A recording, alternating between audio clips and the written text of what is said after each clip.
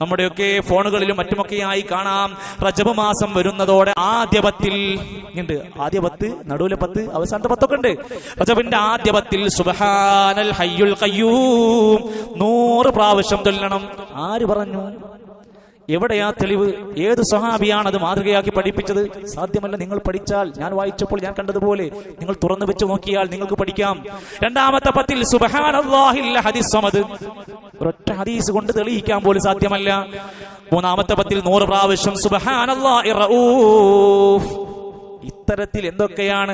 റജബ് മാസത്തിൽ സുബഹിക്ക് ശേഷം മഗ്രിബിക്ക് ശേഷം 70 പ്രാവശ്യം അല്ലാഹുമ്മ ഗ്ഫിർ ലീ വർഹംനി വതുബ് അലയ്യ.